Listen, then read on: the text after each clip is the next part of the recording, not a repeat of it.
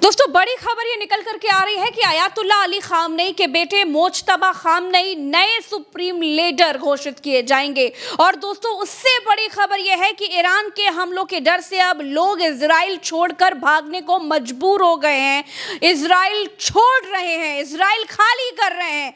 America ने advisory जारी कर दी है। और दोस्तों, तीसरी तरफ दोस्तों, श्रीलंका में एक जहाज डुबो दिया गया है जिसमें 32 लोग घायल हैं और 100 से ज्यादा लोग गायब हैं, मिल नहीं रहे हैं। दोस्तों, ईरान बहुत भयानक हमले कर रहा है और हालात इजराइल में ऐसे हैं जो बद से बदतर होते जा रहे हैं। मेरे साथ भरत जी हैं, पूरे घटनाक्रम को समझाने के लिए, विस्तार से बताने के लिए बैठे हुए हैं। भरत जी, सब कुछ समझाइए, अपनी स्क्रीन पर देखिए। भरत जी, द गार्जियन के हवाले से पहली खबर प्रज्ञा जी आपकी स्क्रीन पर, और द गार्जियन के हवाले से पहली खबर यह है कि मोज्तबा खामनेई जो कि खामनेई के बेटे हैं, उनको नया सुप्रीम लीडर घोषित किया जा सकता है। नेक्स्ट हेड ऑफ स्टेट उनको बनाया जा सकता है। ये द गार्जियन के हवाले से बड़ी खबर आपके सामने। और एक और खबर आपके सामने प्रज्ञा जी ये है कि मुश्तबा रॉयटर्स की भी पुष्टि, क्योंकि खबर आपको जो दिखलाई बतलाई उल्टा चश्मा उसी पर जाती है, वो पुष्ट रहे और आपके सामने खबर छन कर आए, स्पष्ट आए, सही आए, सच्ची आए। इसलिए रॉयटर्स के हवाले से भी यहां पर हम आपको दिखला रहे हैं कि Mojtaba Khamenei see as a possible next supreme leader has survived attack on Iran, sources says. इनका भी कहना है कि नेक्स्ट सुप्रीम लीडर बन सकते हैं ईरान के भीतर। अब बड़ी खबर प्रज्ञा जी उससे भी बड़ी ये है कि इजराइल को जब ये मालूम चला कि आयतुल्ला खामनेई के बेटे मोज्तबा खामनेई नए सुप्रीम लीडर बन सकते हैं, तो इजराइल की तरफ से जो इजराइल के रक्षा मंत्री हैं उन्होंने इस बात को कहा है प्रज्ञा जी, वही हेडलाइन आपके सामने, उन्होंने इस बात को कहा है कि अगर अली खामनेई के बाद ईरान में जो भी नया नेता बनेगा उसे भी खत्म कर दिया जाएगा। काटज ने यह भी कहा कि नाम या स्थान से कोई फर्क नहीं पड़ता, इजराइल ने उसे स्थापित किया। ये बात कह रहे हैं Israel vows the kill Iran next supreme leader as a Tehran strikes back. यहां पर इस बात को कहते हुए सबसे बड़ी बात है कि इजराइल ईरान के हमलों को झेल नहीं पा रहा है और उसके बाद भी इस तरह की बातें कर रहा है। ये बताता है कि इजराइल नक्शे से मिट जाना ही चाहता है। शायद प्रज्ञा जी ऐसा कह नहीं सकते हैं, क्योंकि अमेरिका का साथ है इजराइल के साथ में और तमाम देश इजराइल के साथ हैं, लेकिन जिस बहादुरी के साथ ईरान जवाब दे रहा है, उस बहादुरी का सबसे बड़ा जीता जागता नमूना आपकी स्क्रीन के ऊपर है। पीबीएस न्यूज आवर्स के हवाले से यह खबर, और इसमें कहा गया है कि अमेरिका ने एडवाइजरी जारी करी है कि सारे लोग मिडिल ईस्ट उसके छोड़ दें, जितने भी लोग अमेरिकन हैं वो सब मिडिल ईस्ट ही छोड़ दें, सिर्फ इजराइल ना छोड़े, ईरान ना छोड़े, कुवैत ना छोड़े, तेहरान ना छोड़े, वो पूरा का पूरा मिडिल ईस्ट ही छोड़कर भाग निकले, वहां से भाग जाएं। ये हालत ईरान ने कर दी है। इस बहादुरी की बात में प्रज्ञा जी कर रहा था कि अमेरिका जैसे देश को ये एडवाइजरी जारी करनी पड़ रही है कि सिर्फ युद्ध वाली जगह ना छोड़ें, पूरा मिडिल ईस्ट ही, पूरा रीजन छोड़कर जहां जैसे हैं अमेरिका के लिए भागी आइए। ईरान एकदम कहर बनकर टूट रहा है, और कहर किस तरीके से बनकर टूट रहा है उसका एक मुजाहरा आपके यहां पर सामने दिखलाई दे रहा है। ये इजराइल की तस्वीर बताई जा रही है, और इस तस्वीर को देखकर आपको लग रहा होगा कि क्या ये सच में इजराइल है, क्या ये सच में इजराइल का एक शहर है। इसके अलावा ईरान की तरफ से प्रज्ञा जी ये कहा गया है, ईरान की तरफ से ये कहा गया है कि तेल अवीव को तुरंत खाली कर दें, क्योंकि ईरान की तरफ से इजराइल का जो शहर है तेल अवीव है राजधानी। प्रज्ञा जी, तेल अवीव राजधानी है और वो इजराइल की राजधानी है, समंदर के किनारे पड़ती है वो राजधानी, और उस राजधानी के ऊपर एक के बाद एक हमले कर रहा है ईरान। मैं आपको बतलाना चाहता हूं कि वो है कहां पर तेल अवीव, ताकि दर्शकों को और अच्छे से मालूम पड़ सके और अच्छी तरीके से पता चल सके कि तेल अवीव किस जगह पर है जहां पर ईरान हमला करने के लिए बोल रहा है, और ईरान चेतावनी जारी कर रहा है कि तेल अवीव खाली कर दो, हम आ रहे हैं, आज की रात कयामत की रात होने वाली है। ये कह रहा है ईरान, तो ये तेल अवीव है। आप देखिए आपकी स्क्रीन के ऊपर ये जो शहर है ये तेल अवीव शहर है, और सुरक्षा की दृष्टि से अमेरिका और इन लोगों ने तेल अवीव शहर को ब्लर कर दिया है। आप देखेंगे तो नजदीक जाएंगे तो कोई बिल्डिंग आपको वैसी दिखलाई नहीं पड़ेगी, हर जगह ब्लर ब्लर दिखलाई पड़ेगा। जो भी आप देखेंगे हर जगह ब्लर दिखलाई पड़ेगा। दुनिया का कोई और शहर अगर हम आपको निकाल कर दिखाएंगे तो वो ब्लर नहीं दिखाई देगा, लेकिन फिलहाल उस तरफ जाएंगे तो बात लंबी हो जाएगी। लेकिन तेल अवीव आप देखेंगे तो तेल अवीव ये रहा, समंदर के किनारे तेल अवीव है, और ईरान ये रहा। मेरी दूसरी उंगली पर ईरान,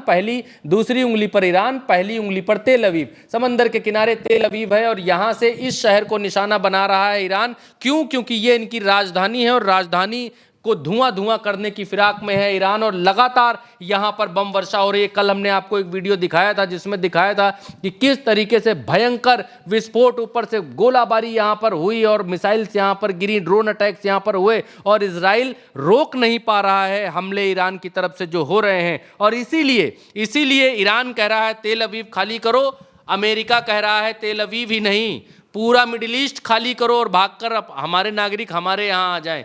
और ईरान कह रहा है कि भाई आप जो है वहाँ के जो निवासी हैं, रहवासी हैं, वो तेल अवीव खाली कर दें, बहुत ही मतलब जेंटलमैन तरीके से कि आप खाली कर दें, हम वहाँ हमला करने आ रहे हैं। मतलब युद्ध में अभी भी ईरान की तरफ से ये नियम कानून और जो युद्ध के नियम हैं वो दिखलाते हुए वो दिखाई दे रहे हैं। अब एक और बड़ी खबर जिसका जिक्र आपने दर्शकों से शुरुआत में किया था कि श्रीलंका के समंदर में एक बड़ा शिप डुबो दिया गया है, और इस शिप में 32 लोग घायल हैं, और 100 से ज्यादा, मेरे यहां पर देखेंगे that at least 101 were missing and 78 were injured after the attack that sunk Iranian ship. ये जो शिप है ये ईरानियन शिप बताई जा रही है प्रज्ञा जी, ईरान की शिप बताई जा रही है, और इस शिप के भीतर जो लोग थे वो लोग घायल हैं, और वो कई सारे लोगों के मारे जाने की खबरें हैं, लेकिन पुष्टि अभी तक नहीं हुई है। अभी तक सिर्फ ये है कि 32 लोग इंजर्ड हैं, ईरानियन शिप थी, और इसको पनडुब्बी के जरिए मारा गया है। यानी ये जो खबर है वो इसमें ये बता रहा है कि 32 क्रू मेंबर्स जो थे उन्हें रेस्क्यू कर लिया गया है जो घायल थे, और उसके बाद जो 78 इसमें इंजर्ड हैं अभी भी, और 101 मिसिंग है। जी हाँ प्रज्ञा जी, वही बात मैं भी वही बात कह रहा हूं। तो ये मसला चल रहा है अभी, और भयंकर युद्ध के हालात बने हुए हैं। क्या समंदर, क्या हवा, क्या एयरपोर्ट, क्या दूतावास, क्या रडार सिस्टम, क्या सैटेलाइट सिस्टम, क्या इनकी मुख्य बिल्डिंग्स, अमेरिका के क्या सैन्य बेस, क्या एयर बेस, हर वो जगह जहां पर अमेरिका की आमद है, हर वो जगह जहां पर अमेरिकी हो सकते हैं, चाहे वो CIA की शक्ल में हो, चाहे वो सेना की शक्ल में हो, और चाहे वो खुफिया कोई और विभाग हो उस शक्ल में हो, जहां जहां का डेटा ईरान के पास है वहां वहां वो मिसाइल मार रहे हैं। और सबसे बड़ी बात तो ये है प्रज्ञा जी, ईरान के लिए कोई दूरी मैटर नहीं कर रही है।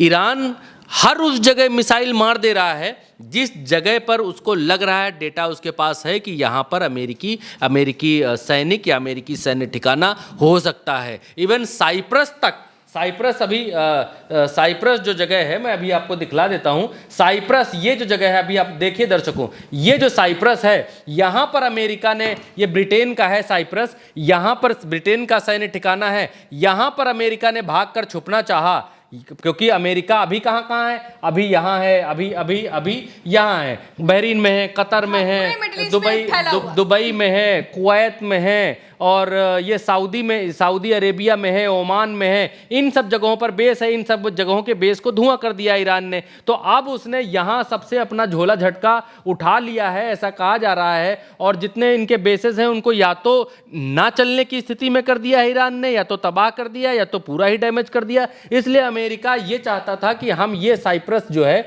यहाँ से अपना पूरा नियंत्रण करें, क्योंकि ये जो ईरान का ये जो इजराइल का इलाका है, इस इजराइल पर तो वैसे ही बमबारी कर रहा है, तो हम यहां से ऑपरेट करेंगे तो अच्छा रहेगा, लेकिन ब्रिटेन ने इनको दिया नहीं। तो आप एक दूसरे लफ्जों में यह भी कह सकते हैं कि अमेरिका को यहां से अपना बोरिया बिस्तरा इस इलाके से उठा करके भागना पड़ा, क्योंकि इस ईरान यहां पर है और ईरान ने यहां इनको रहने नहीं दिया, इसलिए ये यहां भाग करके जा रहे हैं। अभी खबरें ये आ रही हैं कि ब्रिटेन से इन्होंने परमिशन ले ली है, कुछ परमिशन इनको मिल गई हैं हल्की फुल्की, लेकिन ब्रिटेन ने अभी लड़ाई या युद्ध करने से मना कर दिया है कि आप हमारे हवाई अड्डे का इस्तेमाल युद्ध के लिए। क्या ये समझा जाए कि वर्ल्ड वॉर 3 की तरफ जा रहा है ये युद्ध? वर्ल्ड वॉर 3 तो अभी नहीं कह सकते हैं प्रज्ञा जी, शुरुआत लेकिन वैसे ही दिख रही है। शुरुआत मींस प्रज्ञा जी ये है कि ईरान अभी ये कह रहा है कि चाहे जो मुल्क हो, जो देश हो, जहां पर भी हो, अमेरिकी सैन्य बेस जहां जहां होगा उस मुल्क को खामियाजा भुगतना पड़ेगा।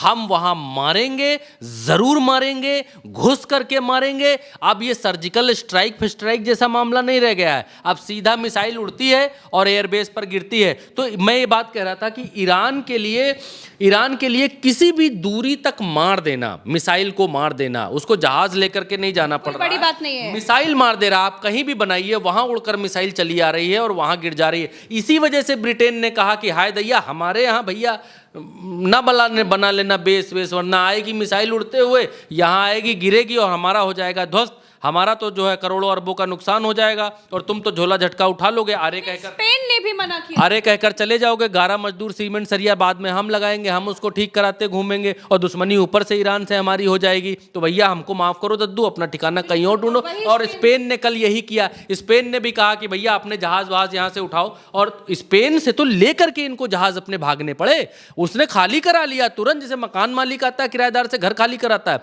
वैसे इनके जहाज बोले आउट, हटाओ यहाँ से। और अमेरिका अपने जहाज लेकर के वहां से भागा, वहां से ले जाकर के जहाज जर्मनी की तरफ जाते हुए देखे गए। उधर इन लोगों ने अपने जहाज में रिफ्यूल कराए, फ्यूल वहां जाकर डलवाया भरवाया। तो प्रज्ञा जी आज की तारीख में मसला ये है, मैं एक चीज़ और बता दूं, अमेरिका ने जो अपना ये पूरा ऑपरेशन रखा है, इस जो मारमूर रहा है, इसका नाम रखा है एपिक फ्यूरी। और जो ईरान अपनी तरफ से मिसाइलें बरसा रहा है, क्योंकि ये सब कोडवर्ड में नाम भी रखते हैं, उनने अपना नाम रखा है ट्रू प्रॉमिस 4, वो अपना नाम ये रखे हुए ट्रू प्रॉमिस। ये बता रहे हैं हम हैं एपिक फ्यूरी, हम एपिक फ्यूरी मार रहे हैं। अब 50,000 अमेरिकी सैनिक लगा दिए हैं अमेरिका ने। कितने? 50,000 प्रज्ञा जी। 200 फाइटर जेट लगा दिए हैं अमेरिका ने। कितने? 200।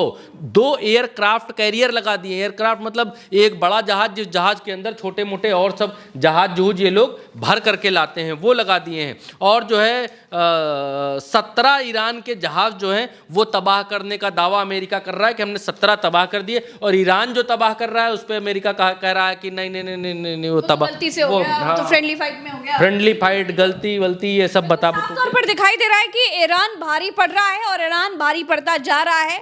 और अब जिस तरीके से इजराइल खाली करने को मजबूर हो गए हैं लोग। तो फिलहाल हमारे साथ इतना ही। बहुत बड़ी बड़ी ताकतों के साथ अकेला देश ईरान लड़ रहा है। पूरी दुनिया देख रही है कि ईरान कितनी जाबाजी के साथ लड़ रहा है। तो फिलहाल हमारे साथ इस खबर में इतना ही। आपकी राय जो भी हो कमेंट में बताइएगा, वीडियो को शेयर करिएगा ताकि सच्ची खबरें हर किसी तक पहुंच पाए, ताकि सही बात हर किसी तक पहुंच पाए। चलते हैं, नमस्कार।